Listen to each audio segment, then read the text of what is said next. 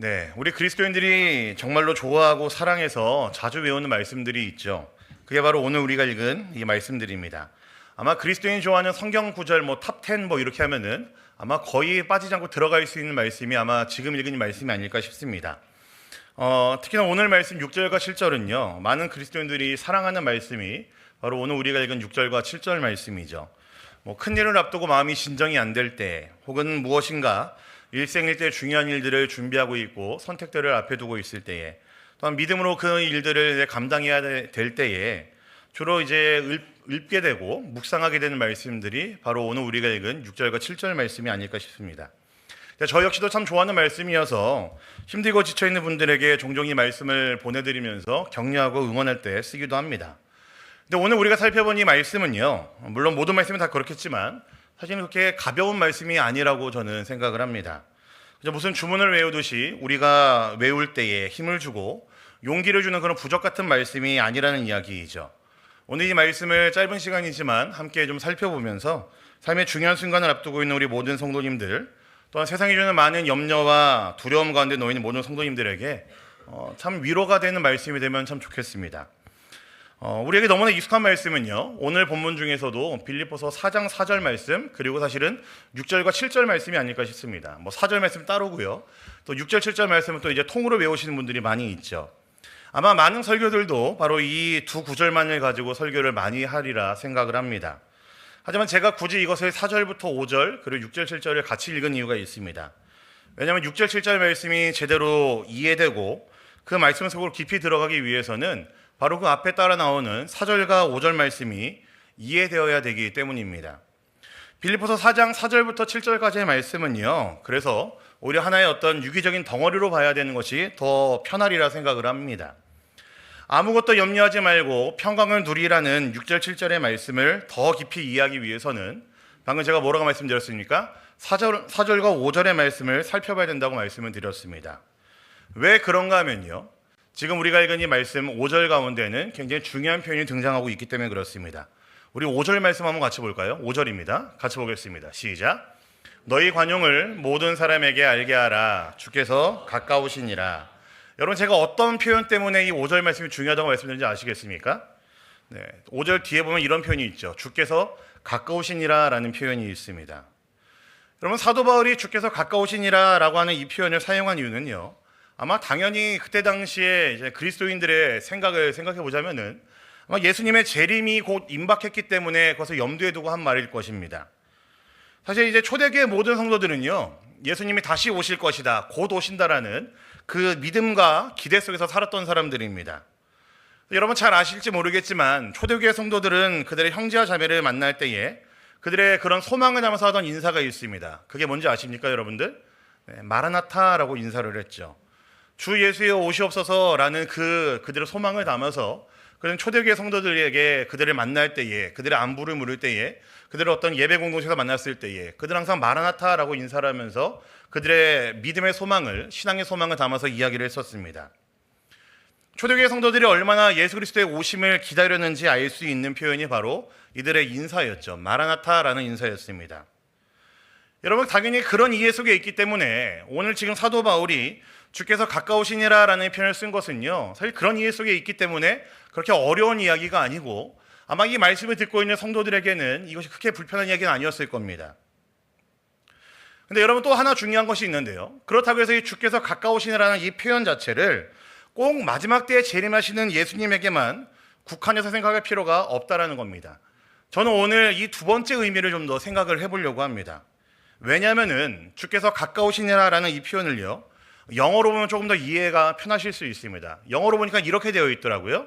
The road is near라고 되어 있습니다. 여러분, 여기서 사도 바울은요, near라는 단어를 쓰면서 가까이 오고 있다를 말하는, 이것이 재림을 표현할 수도 있지만 동시에 가까이 있다라는 현재적인 상황, 상태를 표현하는 그 의미를 담아서 사도 바울은 이 이중적인 의미를 사용했습니다. 다시 말해서 사도 바울이 이 말씀까지 담아내고자 하는 것은 이겁니다. 예수님이 나와 함께 있다, 예수님이 나와 가까이 있다라는 이 표현도 상태적이고 그리고 현재적인 표현도 이 안에 담아내고 있다라는 이야기입니다. 여러분, 주께서 나와 함께 있다, 주께서 나와 가까이 있다라는 이 표현이 오늘 우리의 모든 삶의 불안과 염려와 두려움 가운데 받아야 될 위로의 가장 강력한 근거가 될 줄을 믿습니다. 주님과의 친밀함이 우리의 기쁨과 평강의 원칙이고 우리의 기쁨과 평강의 가장 중요한 근거가 된다는 것을 오늘 우리가 마음속에 담아두고 가시면 좋겠습니다. 그래서 우리에게 너무나 익숙한 6절과 7절의 말씀이 용기가 되고, 물론 그 말씀 자체가 용기가 되고 힘이 되지만, 물론 그것이 맞지만 그것이 정말 우리에게 힘이 되고 용기가 되기 위해서는 5절에 있는 주께서 가까우시니라라는 이 표현을 우리가 먼저 생각해 봐야 된다는 이야기입니다. 이 말씀이 근거가 되고 먼저가 돼야지 우리는 그 다음에 나오는 6절과 7절, 우리가 사랑하는 이 말씀들에 염려도 없고 우리가 평강을 누리는 그 모든 것들이 시작될 수 있다라는 이야기이죠. 여러분, 여행에 대한 명언 혹은 멋진 이야기를 검색하면은 항상 등장하는 표현이 있습니다. 저는 근데 이 여행에 대한 표현이긴 한데 저는 항상 이거를 식사할 때 좀 사용하는 표현입니다. 무슨 표현이냐면 이런 표현이에요. 혹시 슬라이드, 여행은 어디를 가느냐보다 누구와 가느냐가 더 중요하다라는 이런 명언이 있습니다. 근데 저는 항상 이제 밥 먹을 때 항상 얘기하거든요. 밥은 뭘 먹느냐가 아니라 누가 먹느냐가 중요하다는 이야기를 합니다. 그래서 청년들에게 항상 목사님 밥 먹을 때 너희들은 가장 기뻐해야 되고 행복해야 된다, 뭐 이런 얘기를 하거든요. 근데 어쨌든 여행에 대한 명언이 바로 이런 거죠. 여행은 어디를 가느냐가 아니라 누가 가느냐가 있습니다. 여러분, 저는 이 말씀이 저는 진리라고 저는 생각을 합니다. 불편한 사람과는 아무리 가까운 곳, 남들이 이렇게 칭찬하는 좋은 관광지를 잠깐 가도 신경 쓰이고 힘들 수밖에 없죠. 집에 같이 있는 분들 중에 좀 불편한 사람이 있다고 그러면 가족여행이어도 되게 힘들고 불편할 때가 있지 않습니까? 하지만 가까이만 있어도 좋은 사람, 함께하는 시간 자체가 재미있고 즐거운 사람과는 아무리 멀고 험악한 곳을 간다 할지라도 그 여정 자체가 재미있고 기쁠 수밖에 없습니다. 여러분, 이게 저는 그래서 진리라고 생각을 합니다. 우리의 인생, 우리의 신앙을 이 여행에 비유해봐도 지금 제가 말씀드린 이 진리가, 이 공식이 딱 들어맞습니다. 내 인생을 아무리 좋은 집, 하고 싶은 것들 다 누리면서 사는 멋들어진 관광지로 만든다고 해도 그 여행을 함께하는 이가 불편하다고 한다면은 여러분, 그 인생은 그렇게 기쁜 일이 아닐 거라고 생각합니다. 반면에 넉넉하지 못하고 좋은 집은 아니어도 여러분, 그 집에서 우리가 예수님과 함께 산다면은, 그 인생의 여정 가운데 예수님이 함께 계신다고 한다면은 그 여정은 아무리 힘들고 불편해도 굉장히 행복한 여정이 될 거고 기쁜 여행이 되리라 생각을 합니다. 여러분, 우리의 후배들, 다음 세대 또는 우리의 자녀들에게 꼭 가르쳐야 되고 알려줘야 되는 것이 무엇일까요? 넌 열심히 해서 성공해야 된다. 얘들아, 세상은 승자 독식이야. 항상 이겨야 돼. 세상의 성공을 위해서라면은 신앙은 잠깐 뒤로 밀어두고 홀드해놓고 너희들이 해야 될 것들, 너희가 꿈꿔야 되는 것들을 먼저 한번 해보는 게 어때? 여러분, 이런 게 아니라는 겁니다. 여러분, 제가 지금 말씀드린 이러한 것들은요, 인생이라는 여행을 제일 불편하게 만드는 동반자들이 아닐까 싶습니다. 성공주의, 물질주의, 이기주의, 우리의 많은 삶을 가장 염려로 만들고 불안으로 만드는 것들이 바로 이러한 것들이죠. 여러분, 우리의 후배들, 우리의 다음 세대들, 우리의 자녀들에게 이런 세상의 조건과는 상관없이, 환경적인 조건과는 상관없이 우리는 마음껏 기뻐할 수 있는 존재이고 가치 있는 존재라는 것을 알려줘야 될 필요가 있지 않겠습니까? 여러분, 그것을 알기 위해서는 우리에게 지금 정말 필요한 것이 바로 오늘 우리가 읽은 말씀이라는 거죠. 우리 오늘 말씀 4절도 한번 같이 보도록 하겠습니다. 4절입니다. 함께 보겠습니다. 시작. 주 안에서 항상 기뻐하라. 내가 다시 말하노니 기뻐하라. 여러분, 사도 바울의 이 이야기가 허황된 이야기가 아닌 이유가 무엇인지 아시겠습니까? 우리가 읽고 있는 빌립보서는요, 옥중서신입니다. 그러니까 사도 바울의 지금 상태는요, 감옥에 수감되어 있는 상태라는 이야기예요. 여러분, 감옥이 무엇이죠? 가장 부자유스러운 상태가 바로 감옥에 있는 상태 아니겠습니까? 감옥에 있으면 편할 리가 없고요, 모든 것들이 다 불편합니다. 제가 아직 감옥에 들어가지 못했는데 여러 사람들의 이야기를 들어보면은 감옥은 가장 불편한 곳이고 가장 힘든 곳이고 덮을 것을 덮고 있어도 추운 곳이고 음산하고 스산한 곳이 바로 감옥이죠. 여러분, 사도 바울의 지금 상태는 편할 리가 없습니다. 굉장히 불편할 것이고 굉장히 부자유스러울 것이고 모든 것들이 부자연스러울 것입니다. 그런 상태에 있는 사도 바울의 이야기가 무엇이죠? 주 안에서 기뻐하라 라고 말하고 있습니다. 여러분, 그 이유가 무엇일까요? 왜 사도 바울의 그 상황과 환경들은 좋지 않은데, 모든 것들 다 불편하고 어려운데, 그런 상황에도 불구하고 왜 사도 바울은 기뻐하라라고 말할 수 있을까요? 이유는 간단합니다. 방금 우리가 읽은 5절 말씀의 마지막에 나온 그 표현 때문에 그렇죠. 주께서 가까이 계시니까요. 그래서 여러분, 우리 인생은요, 예수님과 함께 걷는 인생입니다. 그래서 여러분, 우리의 인생은요, 저는 그것만으로 참 아름답고 가치 있다고 저는 생각을 합니다. 예수님이 가까이 계시는 인생들이니까요. 예수님이 가까이 하시는 인생이기 때문에 우리의 인생은 복되고 우리의 인생은 가치 있고 우리의 인생은 아름답습니다. 사도 바울은 이거 알았기 때문에 뭐라고 얘기할까요? 그래서 주 안에서 기뻐하라라고 말하는 겁니다. 환경의 문제가 아니고 조건의 문제가 아니고 상황의 문제가 아니라는 거죠. 아무리 불편하고 어렵고 부자연스럽고 부자유스러운 곳에 있지만, 많은 사람들이 생각하는 그런 불편함의 끝이 감옥이겠지만, 그 상황에 놓여있는 사도 바울은 그럼에도 불구하고 주 안에서 기뻐하라라고 말할 수 있는 겁니다. 이유는 주님께서 그와 함께 있음을, 함께 하시고 가까이 있다는 사실 그가 알기 때문이죠. 그래서 시편 73편 28절 말씀 보시면요, 이런 말씀이 있습니다. 한번 같이 볼까요? 보겠습니다. 시작. 하나님께 가까이함이 내게 복이라. 내가 주 여호와를 나의 피난처로 삼아 주의 모든 행적을 전파하리이다. 여러분, 구약에서도 우리의 시편 가운데 이런 고백을 합니다. 주께서 가까이 있다, 주께 친밀함을 돌아라고 이야기합니다. 그리고 이것이 우리의 복이라고 이야기를 하죠. 여러분, 주님이 우리와 가까이 계십니다. 우리와 함께 있으십니다. 그 주님이 함께 있으면 우리가 안다면요, 우리의 상황이 어떠하든지 우리의 환경이 어떠하든지 우리는 기뻐할 수 있습니다. 그것이 우리에게 복이 되고 그것이 우리의 인생이 참으로 아름다울 수밖에 없는 이유가 됩니다. 세상에 말하는 성공주의, 물질주의, 이기주의, 세상에 있는 그 많은 조건들은 우리들을 점점 피폐하게 만들고 우리들을 어지럽게 만들지만, 여러분, 주님께서 우리와 함께 있다는 그 사실, 가까이 계시느라는 이 표현 하나 때문에 우리의 인생은 그것과는 상관없이 기쁠 수 있고 복되다라는 거죠. 우리의 다음 세대들에게, 우리의 후배들에게, 우리의 자녀들에게 우리가 뭘 알려줘야 될까요? 이거 알려줘야 되지 않겠습니까? 너 인생이 아무리 척박하고 불편하고 되는 게 없다 할지라도, 너의 삶이 모든 것들이, 여러 가지 많은 것들이 실패 가운데 있다 할지라도, 주님이 너 가까이 계시니까, 너와 함께 있으니까 너는 그것만으로 복된 거야. 친밀함이 있기 때문에 넌 그것만으로 복된 거야. 여러분, 우리가 이것을 알려줘야 되지 않겠습니까? 우리 오늘 말씀 6절과 7절 말씀도 한번 같이 보도록 하겠습니다. 6절과 7절입니다. 보겠습니다. 시작. 아무것도 염려하지 말고 다만 모든 일에 기도와 간구로 너희 구할 것을 감사함으로 하나님께 아뢰라. 그리하면 모든 지각에 뛰어난 하나님의 평강이 그리스도 예수 안에서 너희 마음과 생각을 지키시리라. 아멘. 여러분, 지금 우리에게 익숙한 이 말씀 그냥 읽으시면 안 됩니다. 바로 앞절에 있는 5절과 연결해서 읽어야 됩니다.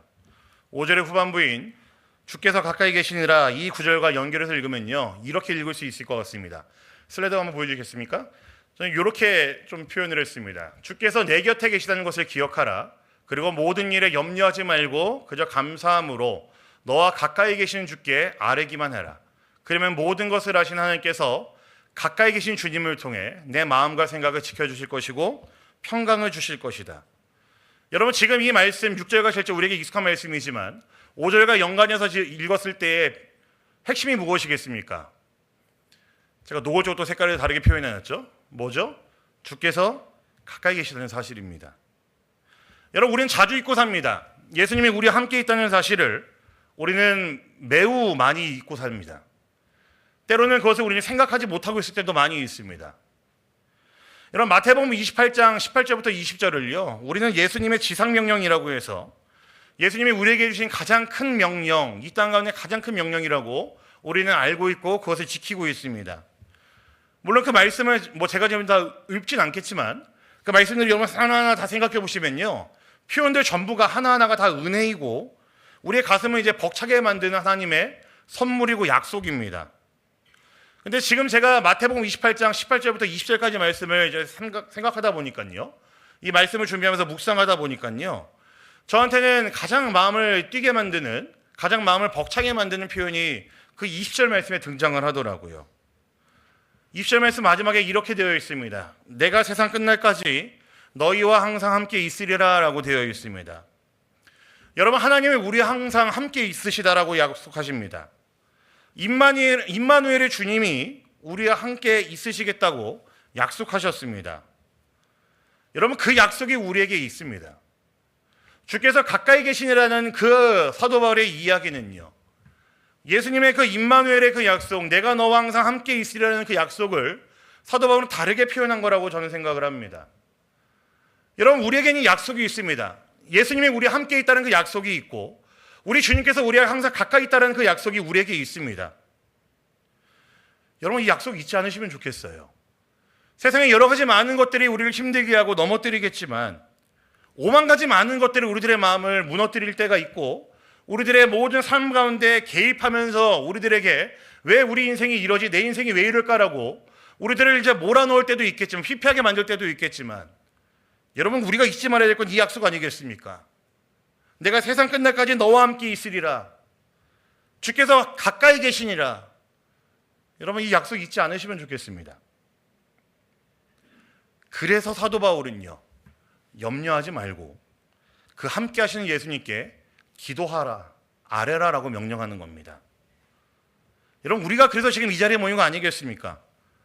우리와 함께 하시는 그 주님께, 우리의 기도를 반드시 들으시는 주님께, 지금 이 자리에 우리와 함께 하시는 그 주님께, 우리와 가까이 계신 그 주님께 우리가 아뢰기 위해서 나온 거 아니겠습니까?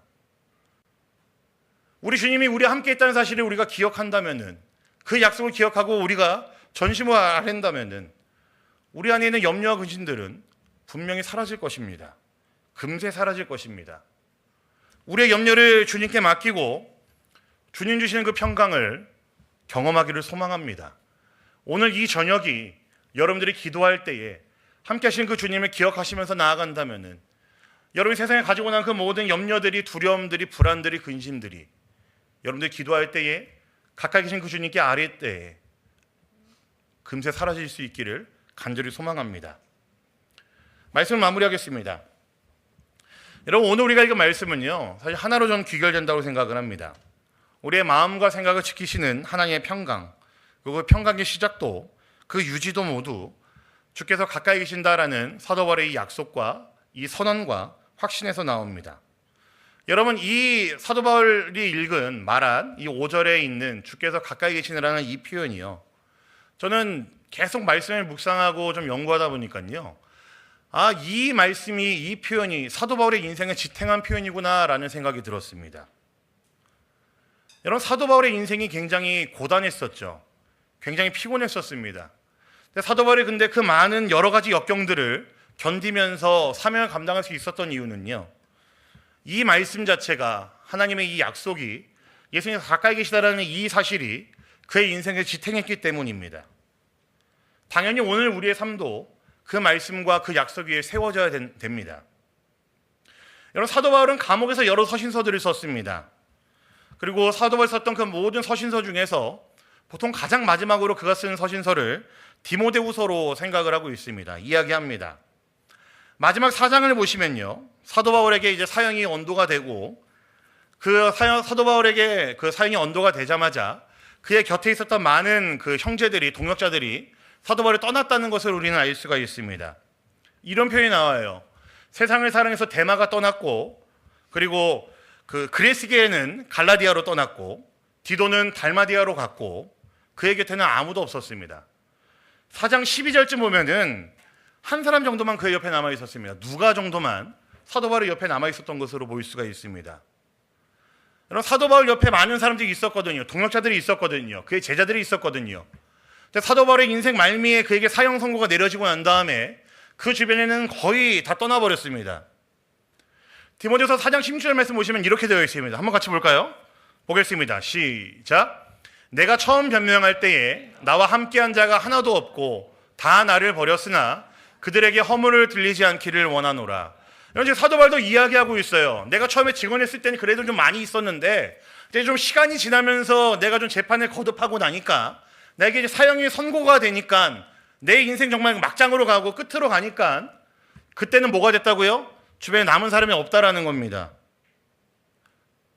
여러분, 근데 재밌는 게 뭔지 아십니까?